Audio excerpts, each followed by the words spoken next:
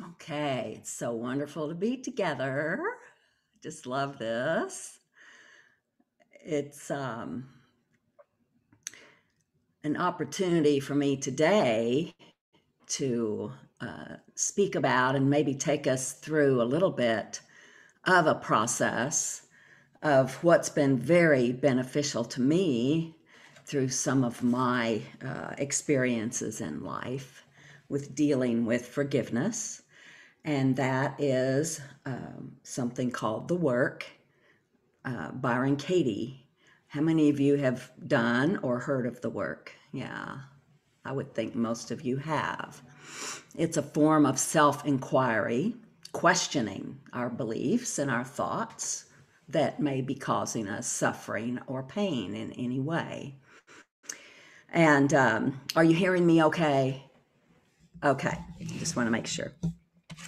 It was years ago when me and Brian were first together, really. We'd been together for a while, and, everything was that marriage made in heaven. And then, whatever's unhealed starts showing itself, and you start projecting that on each other. And you say, you're making me angry. You hurt me.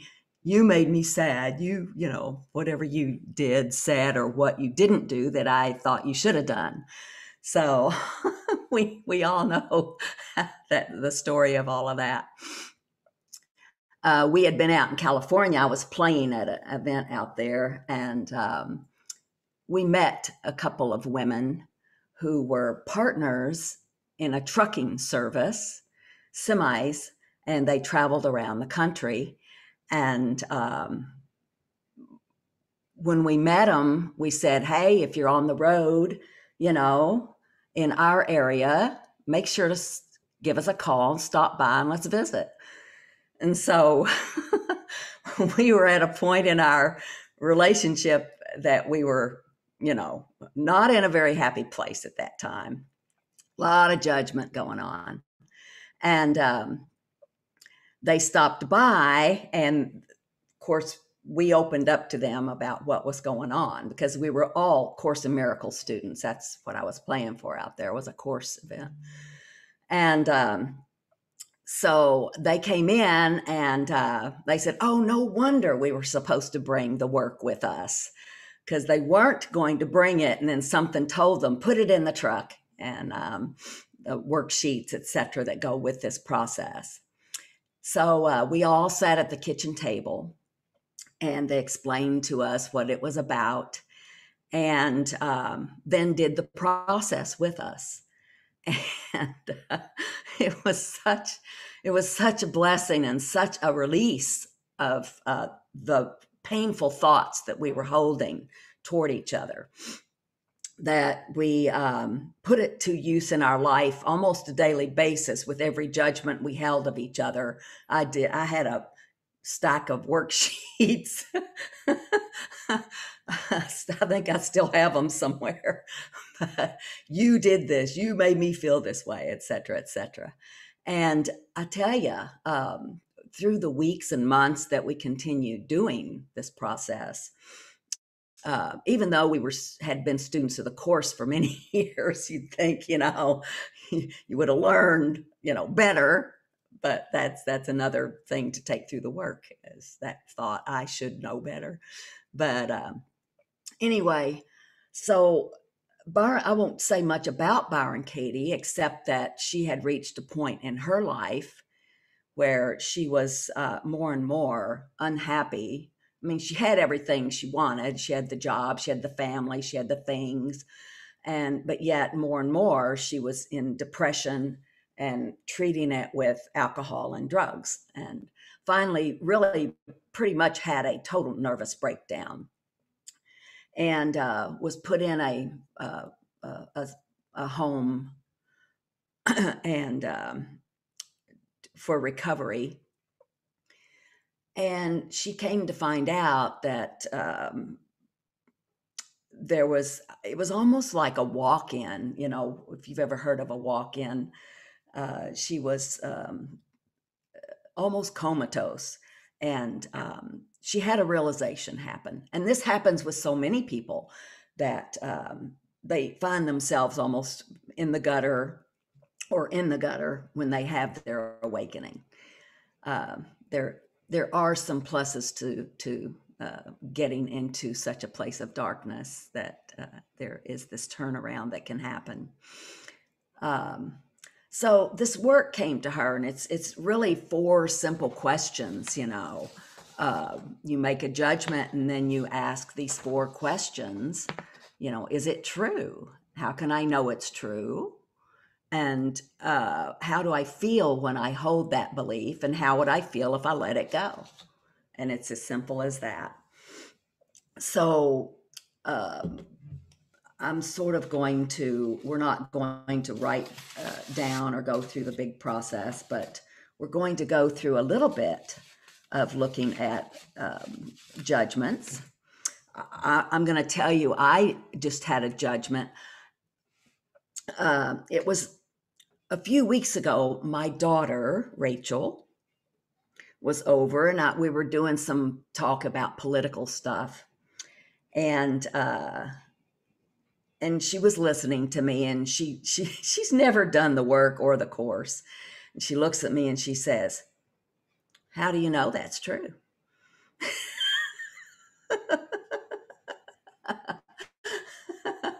I said, "Wait a minute." So she was right. It's like, okay. So since that happened, because I replied back, I really cannot know it's true, that this is the way it's supposed to be, and they shouldn't do that, and they shouldn't say this or act that way. How can I know? How can I judge that? So after that, I realized it's time to get the work back out, because I really haven't done the process, for a few years. So I think I did do some of it right after Brian passed away, but I wasn't ready to let that go yet. So I just put the work away. I put everything away at that point. So I did get the worksheets back out after my experience with my daughter that day. And with moving into this new house, there's a window that was broken, and they were supposed to come and fix it. And this has been 2 months ago. And over I call them, and over my anger got worse and worse. And I thought, okay, it's time to do a worksheet on this guy. And so I wrote down, so you might want to think about a person that you're having judgments about, or a situation. It can be personal. If you want, you can write it down, but think about a situation, a person, and you might not even think about it right now, but you might think about it as others might share.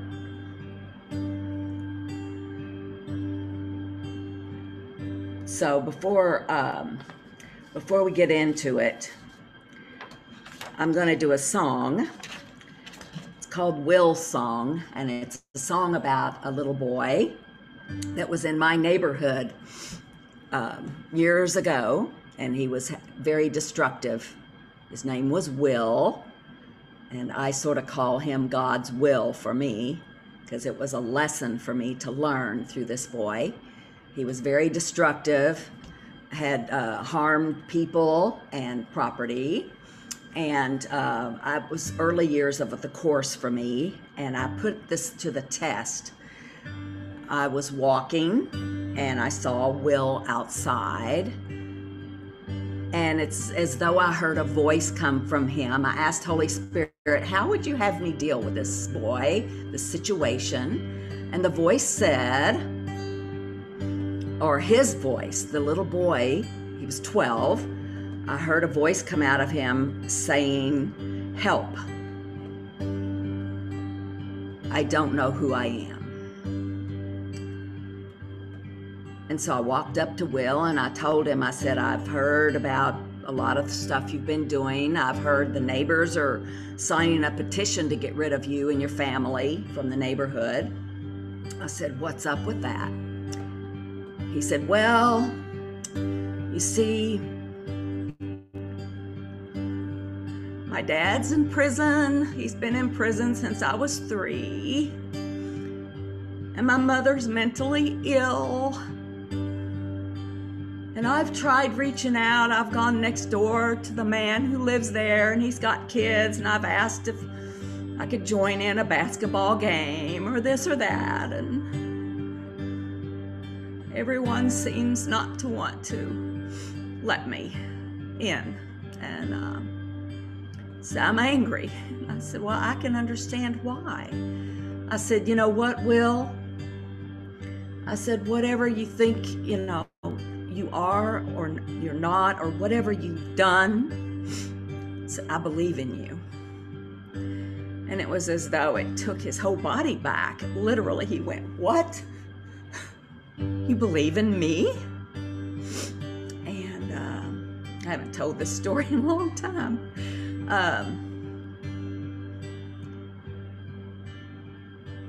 So I didn't see Will much more after that, but in my mind, I knew what Will was doing, why he was doing it. He was calling for love. He was calling for love. So this is what we're all doing, all of us, when we're angry or sad or frustrated, when we say things we don't really mean because we're hurt, when we see things in a dark light, when we feel alone and lonely, we're calling for love, all of us. So this is Will's song. When you hear me laughing, don't always be fooled by my disguise. Don't forget to look twice in my eyes. Hear what I'm really saying. I don't always tell the truth. Embarrassed and ashamed of the past. Too afraid to ask for help. I need help. Won't someone hear what I'm really saying? Will you be the light shining through the dark? Will you be the voice calling out? It's okay. It's safe. You're all right. Don't forget to look twice in my eyes. It may appear I'm fighting you. I'm only trying to claw my way out. Suffocating in this tomb of fear and doubt. When you hear me shout, hear what I'm really saying. Don't believe in what I do or say. I'm more than just the actor in the play. Look beyond and see what I truly am. Help me remember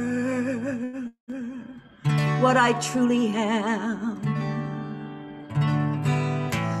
Will you be the light shining through the dark?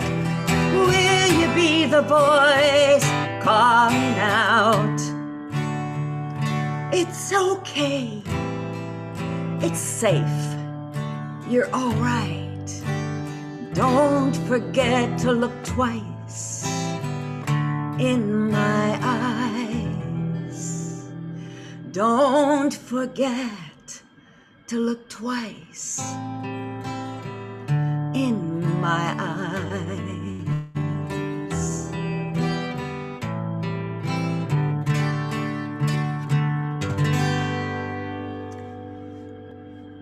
Yes, So it's about looking again. What's really going on? You know, why is somebody acting out the way they are?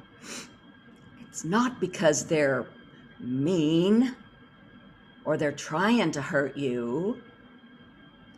When I call out, it's not because I'm trying to hurt someone. I want to be heard. I want to be understood. I want someone to remind me it's okay, it's safe, I'm all right, you know? So this is the lesson, and this is the help that the worksheet does. It's self-inquiry, it's questioning, having those judgmental thoughts, and then questioning those thoughts. So I'm just going to go through the process, and I want you to bring to mind a judgment of any kind, whether it's a person, a situation in your life, whether it's the government, whether it's your health, whatever it might be. If you have pen and paper, you might even want to write it down. What is your thought? And then I'm going to ask a question.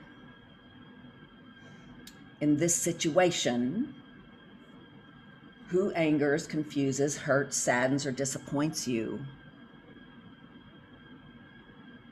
So when I ask the question or the statement, speak the statement, I am, and there's a blank.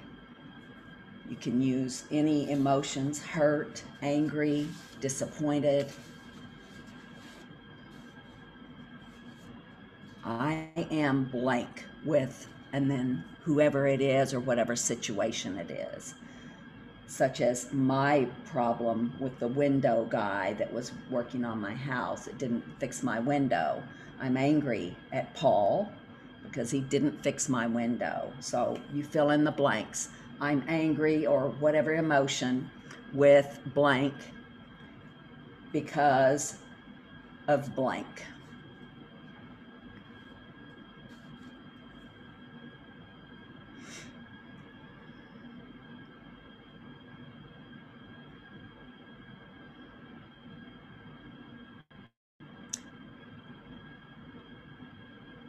In this situation, how do you want this person?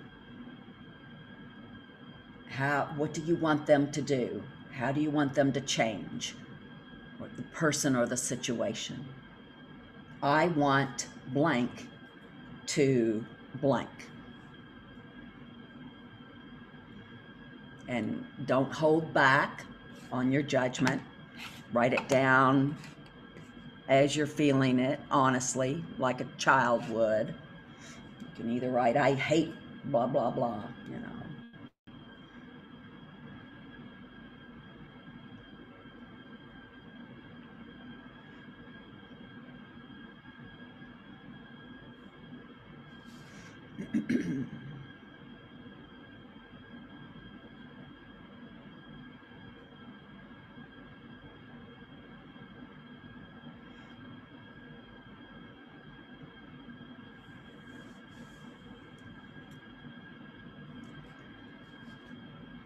So in this situation, what advice would you offer him or her?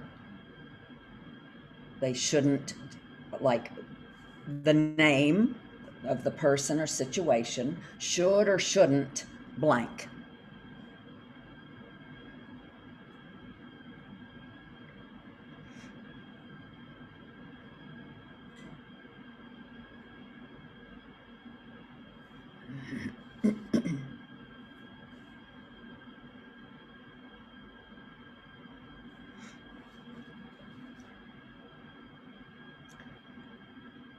So,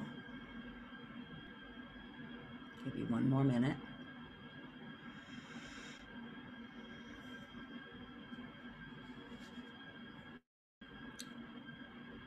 So in order for you to be happy in this situation, what do you need him or her to think, say, feel, or do? I need blank to blank.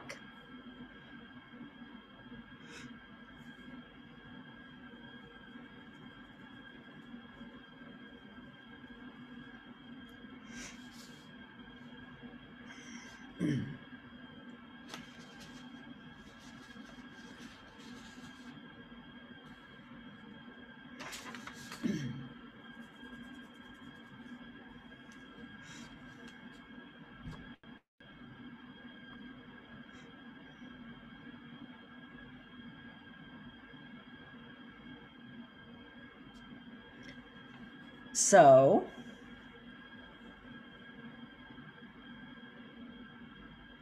what do you think of him or her in this situation?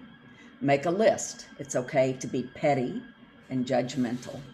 So, blank is blank. It can be uncaring, etc.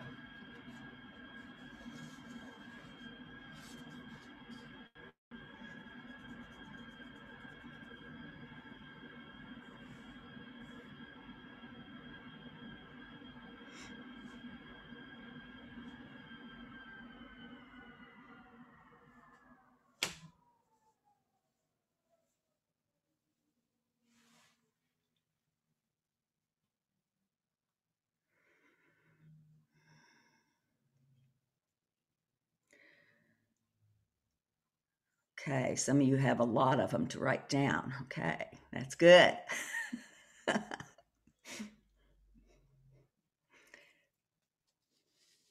So, what is it about this person and situation that you don't ever want to experience again?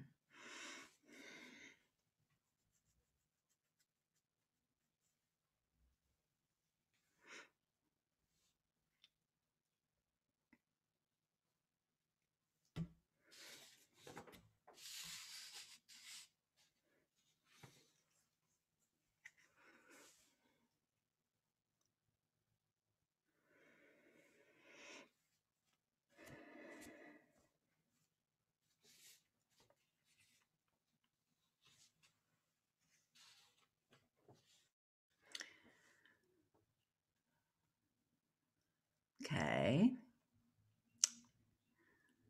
Everyone complete?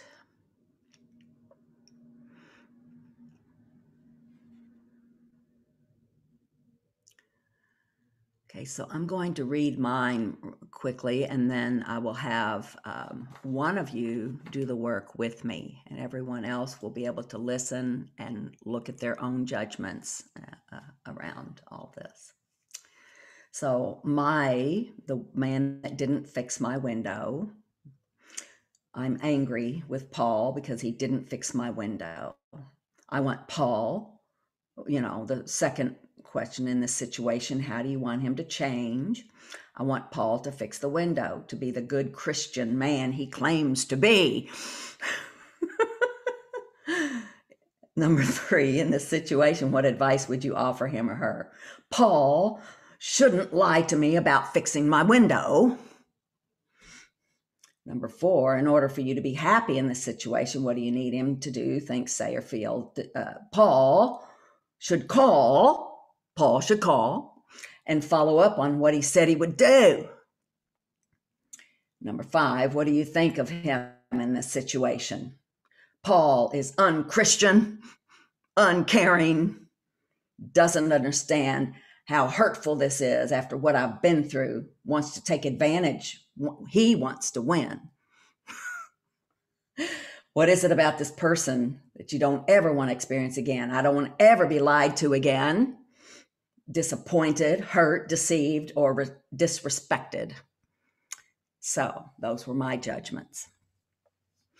So raise your hand if you're willing to go through the process with okay, Alan, unmute yourself, or do you just have a question?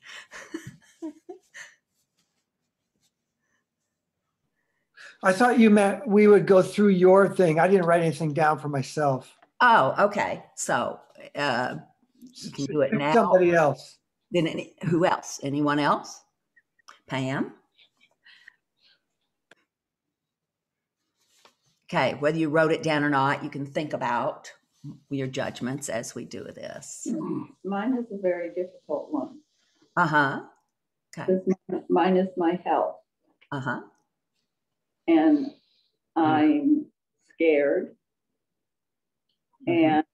And I want to know if I'm ever going to get better, or at least be able to walk comfortably and to ride again. Mhm. I'm living in a state of fear. Okay. So let's just take it through the work. Did you write anything down, or are you just I can't write.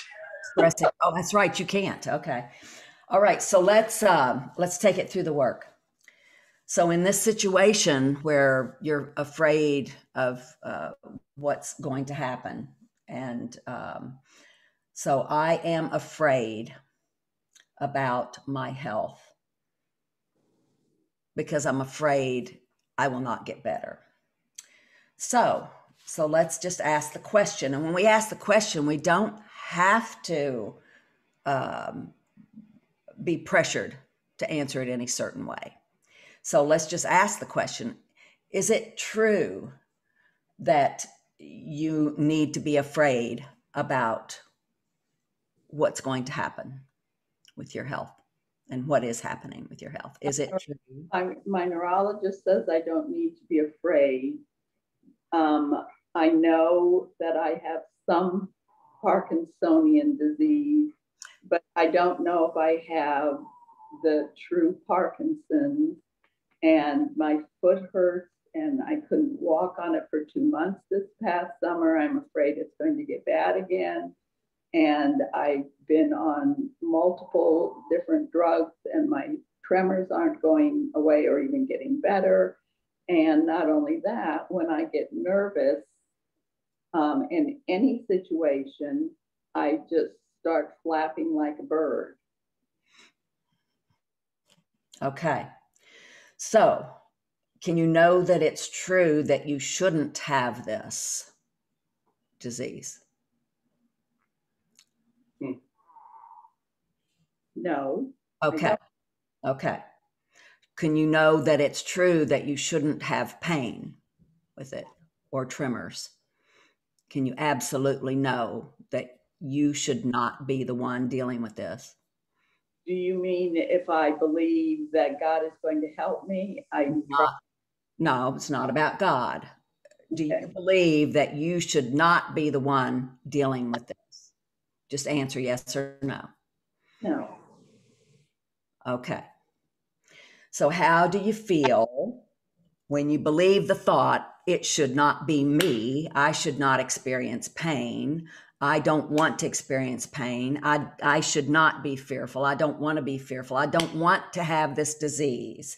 How do you feel when you believe that thought? Selfish. Yes, awful. That's right. What would you be without that thought, just for an instant, that I should not have this disease, I should not have pain? For an instant, how would you feel without that thought? Relieved. Okay, relief. That's right. Just even if it's for an instant, just accept what is. This is what is, and no thought about it shouldn't be another way. Okay, so this is all about relieving suffering of the mind. And, things are going to happen, but we can turn our thoughts around that are causing our suffering. Like say you're suffering with pain, but the suffering of the mind can be alleviated. Not that we have to totally, so to speak, get rid of it.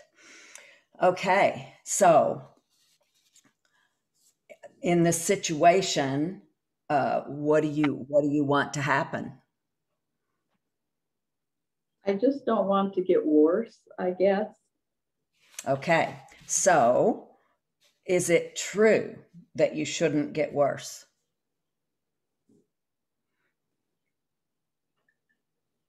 I hope it is, but I can't guarantee it. Right. You can't say whether it's supposed to get better or not. You can't say that. This is not saying that you should or shouldn't do anything. It's just helping us look at our thoughts. And everyone else can look at what they've written or what they're feeling about their situation or person. So, how do you feel when you have the thought that this should, you want this to change? Hopeful, I guess. Yeah, that. How do you feel when you think it should be different? I feel hopeful. Oh, hopeful. Okay. Okay. So, what would you be without the thought that it should be different?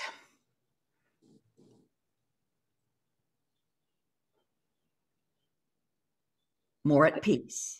Yes, Yes. I would be more. Yeah. We're moving along because I think we're going to run out of time here. Sorry. This is just to give everyone an idea of how we can see things differently just by making a different decision. Just by letting down the confines of, oh, this is what's happening to me and I resent it and it's hurting me and it's causing me pain and suffering. There is a way to allow those walls to broaden, at least to let a little bit of light in as far as acceptance of what is happening or what has happened or what is happening for me now or what I'm afraid that will happen in the future. So, in order for you to be happy in this situation, what do you think needs to be what do you think needs to happen for you to be happy? I think I just need to dwell on living through it. Okay. Well, when you say it honestly, we're trying to get honest here. For you to be happy, you want it to be gone, correct? Yes. Okay. So I need this to be gone. Is the thing that's causing the suffering, the mind, the suffering in the mind. I want this to be gone. Mm-hmm. So in order for you to, make a list of your feelings around this, how do you feel? Lots of feelings, I'm sure. Hurt, disappointed, sad, angry, etc. And so and then the last one is I don't want to ever deal with this again. So turning that around at the end is there's what's called the turnaround. Instead of saying, I don't want this to ever happen again, you say, I'm okay with this happening again. In other words, it's not that thing, it's my present state of mind in this instant, in total acceptance of what is in this instant, is my release from pain in this instant. So my release from the pain of, judging the guy about the window, I could go on and on about that. But I can also make a decision in this instant that I'm totally free in this instant right now. And that is a decision of my own that I can make for myself, which helps others. It's like the will song I wrote, Mm-hmm. So it's just a beginning. It's not to make us feel little or guilty or anything like that. It's just to make way for some light to come in. So anyone else have anything they want to express as what you're feeling right now about what we just did? Okay. So it's really with everything we do. Now, if you want to check out more of Byron Katie's work, there are facilitators and there are worksheets, etc. at thework.com. So I'm going to end with this song.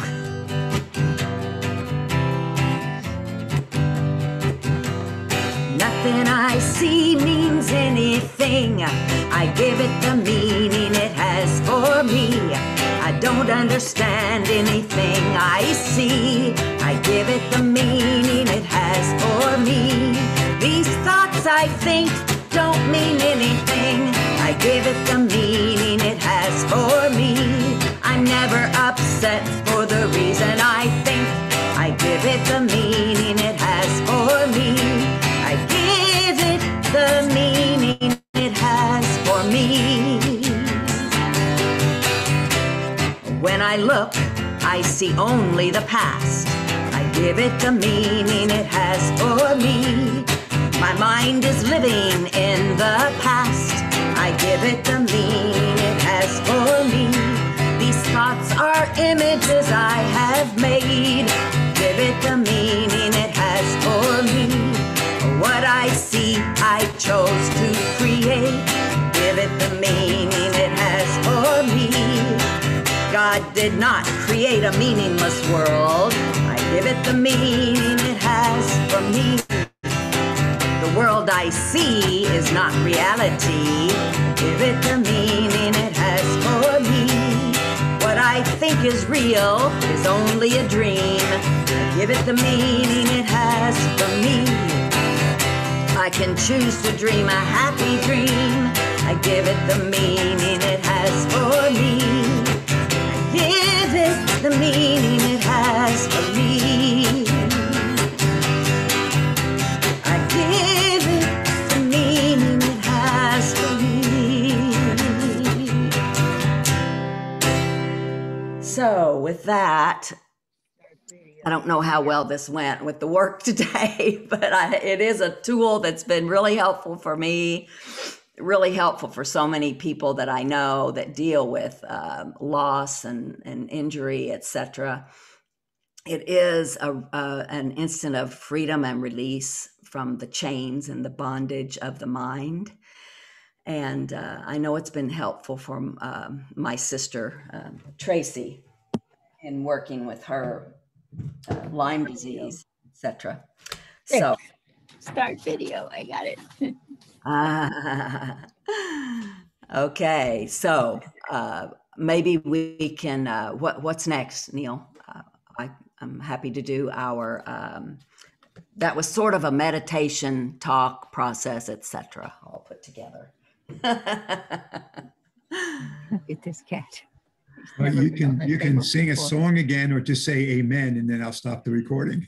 Well, I think we're going to do Let There Be Peace on Earth.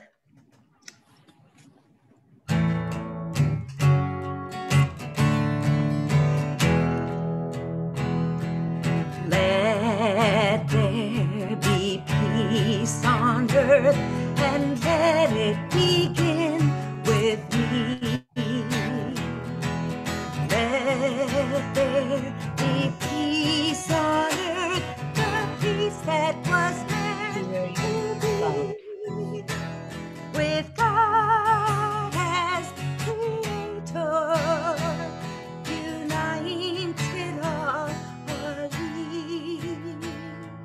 Let us walk with each other in perfect. There's your part, Patty. Let peace begin with me. Let this be the moment now, right now. With every step I take,